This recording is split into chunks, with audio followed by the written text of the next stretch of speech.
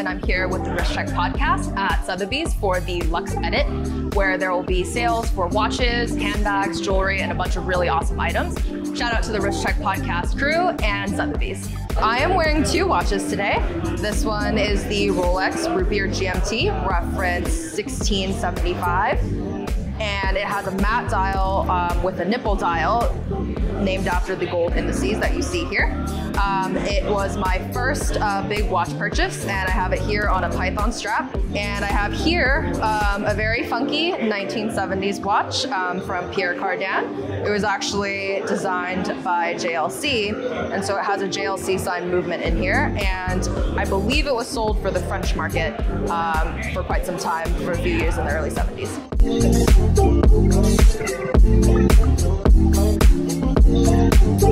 I'm here with Rich Lopez from Sotheby's, and we're here at the Luxe Edit event. So hi Rich, how are you doing? Pretty good, how's everything doing? Thank you for coming tonight. Yeah, of course. Just wanted to ask you a couple of really quick questions. I see you have a really fun watch on, so of course, to start it off with the honorary wrist check, what are you wearing? Wrist check, it's my Ming 1709 with the red burgundy dial that I got for my birthday. I cut the seal because of the special event tonight. I wanted to rock it at the Wrist Check event here at Sotheby's. So, you know, kind of in the spirit of this Luxe Edit and the Sotheby's watches sale coming up, what are some of your favorite lots? Well, we have a fabulous single owner sale that's jewelry and watches. There's a 1518 that was previously on market, but it's come back, resurfaced since we did very well with our 1518 pink on pink in December. We have another stellar watch. We also have a Rolex Daytona Pulsations dial, the Doctor watch. Wow. That's amazing. The 5033P with a black dial. That's amazing. And for the first time at auction, a 5970G with a salmon dial. Amazing. Which is amazing. Is, you know, the salmon dials, they always come on a platinum case, not on a white gold. Yep. And then we have our fine watches sale that has an amazing assortment of watches. Amazing, love it. Can't wait to see all the results from it. Please. And then final question, a little bit more of a fun one. Are you more dress watch or more sports watch? I am more fun watch. I love that. That's fun also watch. An acceptable answer. I love fun that. Watch. What's your favorite fun watch that you have? At the moment, the Mings. I am chasing Mings like everyone else. Everybody knows I have a Joan Elegante and an orange strap. That's my favorite, which is the Wrist Check Pod colors, the orange. Yes, so it works well. Shout out to Sotheby's and the Wrist Check podcast. And John. Yes, and John.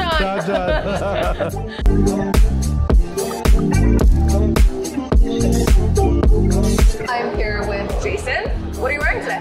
I am wearing an Accutron Space View 2020. Love that. Thank you very much. Looks really good. It's a very, very dope piece. Super unique. Electrostatic movement. So not something that you come across every day. Yeah. Really, really cool piece. Shout out to Accutron for letting me enjoy it for a little bit. Yeah. Awesome. Love to hear that.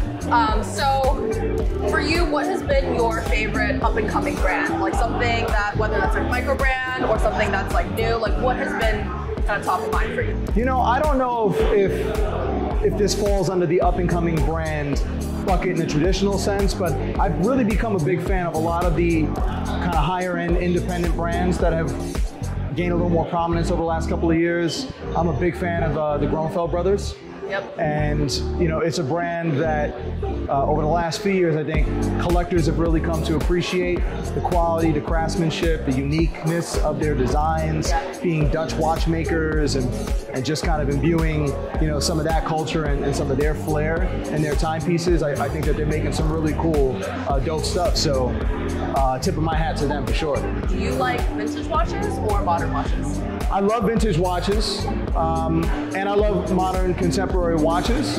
I probably lean a little bit more towards the modern end of the spectrum, and honestly, that's just because I'm more confident with my knowledge base. You know, I think vintage pieces are amazing. The favorite watch in my collection, my Oyster Quartz Day Date, is a vintage piece, but I've always been a little intimidated. I'm still learning. I'm still trying to get up to speed and kind of beef up my knowledge. Feels like a little bit of a minefield for me. So, you know, contemporary feels like the safer bet, but I'm sure over time you know, vintage will start to steal a little bit more of my time and attention. Big shout out to Sotheby's, great team over here. Shout out to Richard Lopez. Shout out to the Wrist Check Podcast boys. Love what you guys are doing. Obviously, huge fan and supporter of the work, so keep it up.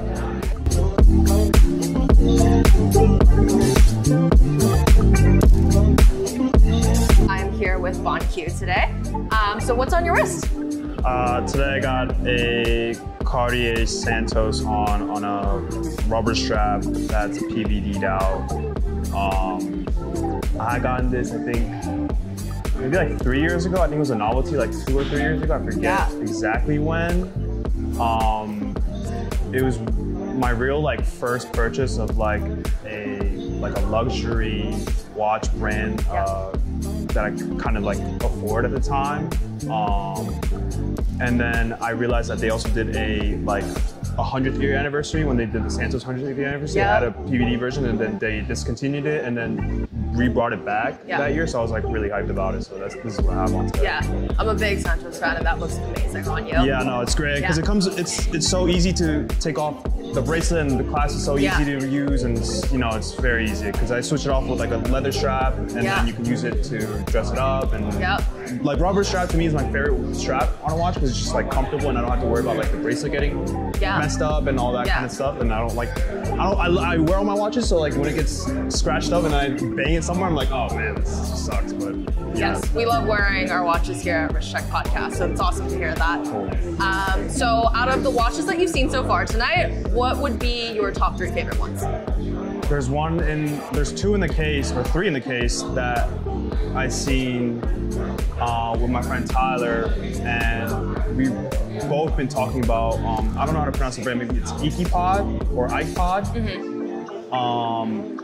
And we had seen it on a GQ cover when Kanye did a GQ cover, and he had worn a rose gold or like a yellow gold version of it on a black strap with like the Dunhill like double breast jacket and like a denim tier pants with the Birkenstocks. And we had seen it, was like, oh, wow, that's a great watch. And then Tyler did some research and found out it was also a company owned by or designed by Mark Houston, which is also crazy because like that's another like just things that we were like constantly finding and learning about watches when we were like getting into it, and that was very surprising to see because it's like a lot of the watches in there are like 10, 20, 100, $300,000. That's like estimated like 1,500 to 3,000. So it's like it's a sleeper, but for sure. We love the look of it. Yeah, that's awesome.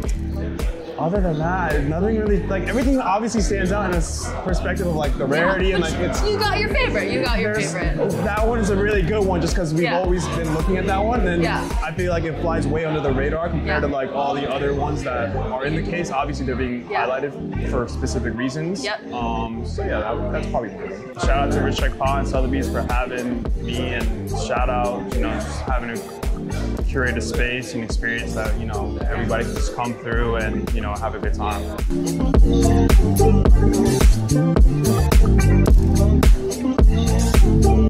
I'm here with the lovely JJ. How are you today? I'm very good. How are you? I am doing well. Can I ask what's on your wrist? Yes, I am wearing a 31mm Audemars Piguet Royal Oak that I got about 5 years ago, and it's definitely one that I wear frequently. It's beautiful. I mean, it looks gorgeous on you. I love that. So you recently just came back from Geneva. I did. How was that? I love Geneva Watch Days. It's very relaxed. It's just, you go and also you see a lot of the independents that you don't necessarily get an opportunity to see during the bigger fairs. So I love kind of seeing all the brands that, don't always get so much attention and really seeing how wonderful they're doing. Yeah, so out of the independents that you saw, like what would you say is like on your radar? What were some of your favorites that you saw? I mean, I think I was so mesmerized by everything that Dave Bethune's doing. I think they're just phenomenal across the board. They're masters of their craft. They've really made a name for themselves. And I mean, there's somebody who's obviously getting a lot of attention, but one of my favorite independents who I love, and Andrea at Ferland Mari is wonderful. He is so phenomenal at making a very approachable watch. His watches are very economical, stunning, and like phenomenal, and he really switches up his designs a lot. So I completely adore him. So I would definitely look at Ferland Mari. By all means, guys, obviously Sotheby's is the best, and please follow follow Wrist Check Pod whenever you get a chance, as they are the premier watch podcast and one of the only podcasts that I listen to.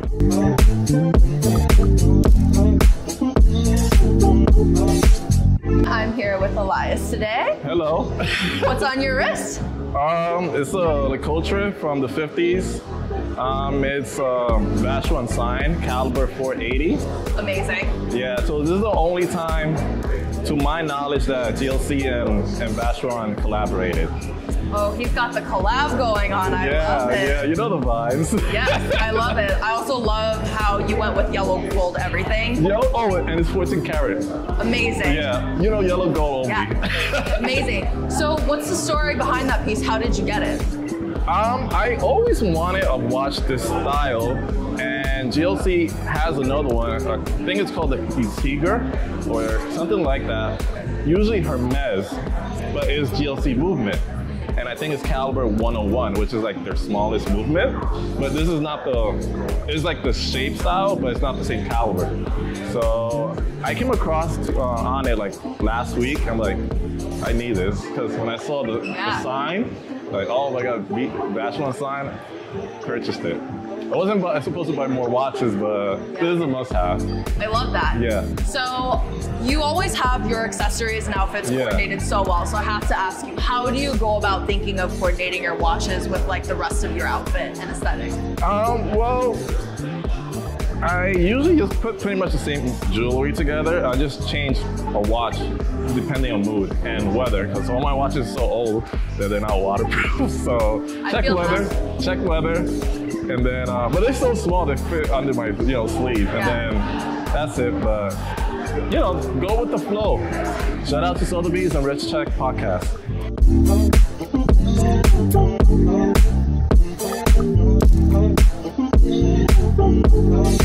I'm here with Christian. How are you today? Hey there, I'm doing well. How are you, Dana? I'm good. What are you wearing today? Today I'm wearing a 1972 JLC memo box. Love this.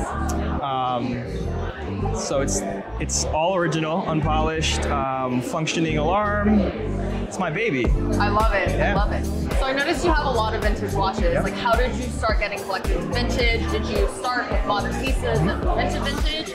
How did you kind of build your collection around that? I think, like most people, I started off with Seikos and just kind of inhaling every Seiko you can. And then, funny enough, it was an eBay find at Tissot, vintage Tissot. I found it, and ever since that, I was hooked. So the Tissot was not only my first vintage piece, my first Swiss piece as well. And then the rest is history. You go down the rabbit hole, you start worrying about condition. Like, it's easy to find something vintage, it's hard to find the right vintage piece. And yeah, shout out to Wrist Check. Thank you guys for having us, and good luck in the future.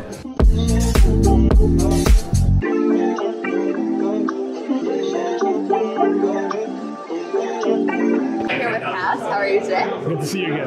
Yeah, good to see you as well. What are you wearing today? Tonight I'm wearing the Ben Wrist Field Watch. I love that. With a compass. So what's the story behind it? How did you come across it? So how I got into this watch was I went to the Swatch event, the Swatch Omega event, and the guy there was wearing one of them. He says, you're trying to get a nice kind of field watch, to be talking about the Hamilton Field Watch.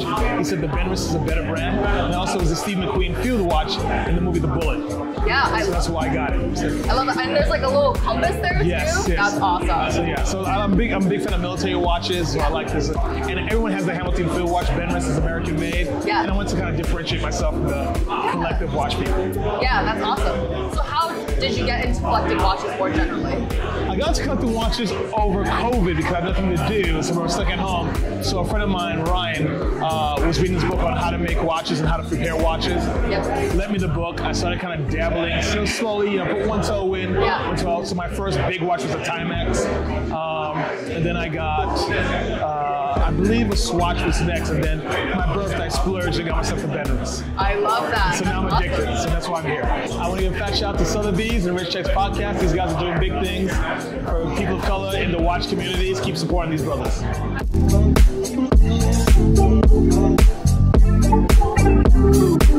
I'm here with Troy today. How are you? Hi, very well. Yourself? I'm doing well. Thank you for asking. Of course. So, what are you wearing today? Tonight I have the Mad One Red from our friend Max, you know, Max Booster and friends and whatnot, the Mad Gallery. Yeah, absolutely insane piece. Yeah, no, I mean, it's amazing. Like seeing one in person is just, I mean, it's stunning. It's really the one way I can describe it. It's the best fidget spinner in the entire world.